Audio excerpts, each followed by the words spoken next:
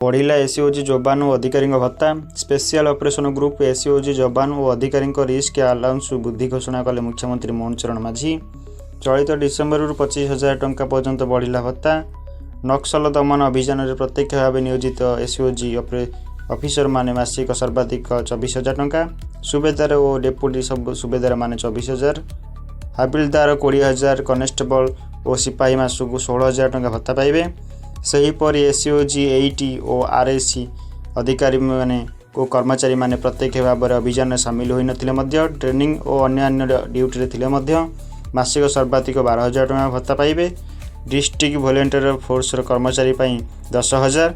एसआईडब्ल्यू special intelligence winger कर्मचारी 20,000 टंका भत्ता घोषणा करथिले मुख्यमंत्री।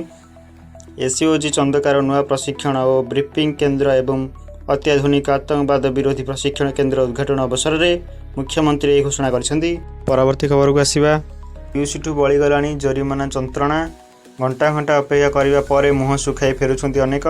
मात्र 90 दिन भितर ई चालाण पैठ नियम को अधिकांश गाड़ी चालक विरोध करुछन्ती। सामाजिक गणमाध्यम प्रतिवाद जणाउछन्ती। ई चालाण पैठ अवधि बढ़ाइबाकू सेमाने दाबी उठाइछन्ती। केंद्रीय मोटरयान नियम 167 अनुसार 90 दिन अधिक दिन धरी कौन ई चालाण बाकी थिले पॉल्यूशन सर्टिफिकेट मिल पारिबनी। किंतु 3 मासरू कम बाकी ई चालाण थिले वैध प्रदूषण पत्र पाइबारे किछि प्रतिबंधक नाही। यह सह ई चालाण रे वन टाइम सेटलमेंट ओटीएस योजना रे गत 31 जुलाई जाए बाकी ई चालाण पैठरे रिहाती दिया जाउछि। समस्ते एही रिहाती फायदा नेबाकू राज्य परिवहन प्राधिकरण एसटीए परामर्श दैछि। परवर्ती खबर को आसिबा। विजिलेंस जाल कोरापुट फरेस्टर निरंजन शतपथी आय बहिर्भूत संपत्ति ठूल अभियोग विजिलेंस रेड करिछि। भुवनेश्वर जगतसिंहपुर और कोरापुट 5 स्थान रेड करा जाइछि। एही चढ़ाऊ में सामिल अछन्ति 6 डीएसपी 7 इन्स्पेक्टर। विपुल परिमाण में विदेशी मुद्रा और सुना गहना जबत कला विजिलेंस। एजाए 1 कोटी अधिक टंकार संपत्ति जबत होइछि। वार्डरोब भितर सिक्रेट चैम्बर लुचाई सुना गहना। ठाकुर घर सिंहासन तलू टंका भर्ती ब्याग और सुना अलंकार बाहर करा जाइछि। परवर्ती खबर को आसिबा। बांग्लादेश रे पुणी जणे हिंदू को पिटी पिटी हत्या। ढाका निकट में दीपुदास निर्मम हत्याकांड घटनार सत्य न पुणी घटी लोमोटांकुड़ा हत्याकांड। 7 दिन भितर दुईटी सांघातिक घटना। बांग्लादेश रे हिंदू को हत्या भारत में भी तीव्र असंतुष्ट सृष्टि करथिया बेले पुणी घटी नारकीय कांड। प्राथमिक तदंतर जनापड़ी जे यह कौन सांप्रदायिक मामला नथिला। मृत अमृत मंडल जड़े कुख्यात अपराधी थे।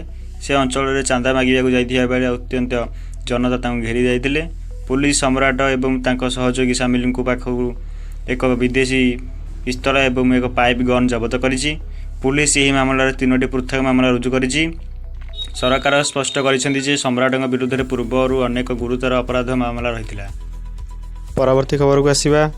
कानाडार टोरंटो विश्वविद्यालय स्कर्बर कैंपस निकट में गुलिकांड घटना जड़े भारतीय छात्र प्राण हराइछन्ति। यहाकू नहीं भारतीय कन्सुलेट गभीर शोक प्रकाश करिछि। टोरंटो पुलिस मंगलवार दिन रिपोर्ट करथिला जे हाईलैंड क्रीक ट्रोल एवं ओल्ड किंगस्टन रोड अंचल में घटी गुलिकांड में जड़े भारतीय छात्र शिवांक अवस्थित मृत्यु होइछि। मृत्यु संपर्क में कन्सुलेट कहिछि जे यह पीड़ितों परिवार सहित जोगाजोग अच्छी एवं आवश्यक सहायता प्रदान करने स्थानीय कर्तृपक्ष सहित कार्य करुछि। कन्सुलेट एक्सरे पोस्ट कही टोरंटो विश्वविद्यालय स्कर्बर कैंपस निकट में गुलिकांड में जड़े युव भारतीय डॉक्टरेट छात्र शिवांक अवस्थित दुखद मृत्यु पर आम गभीर संवेदना प्रकाश करुछु। यही कष्टकर समय कन्सुलेट शोक संस्तुप्त परिवार सहित जोगाजोग अच्छी एवं स्थानीय कर्तृपक्ष सहित निरंतर जोगाजोग अच्छी।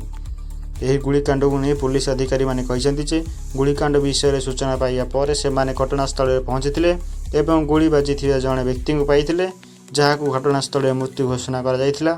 पुलिस अधिकारी माने कहते जे पुलिस पहुंचा पूर्व संदिग्ध व्यक्ति माने घटनास्थल पड़ा जाइथिले। सूचना अनुसार चलित वर्ष टोरंटो 41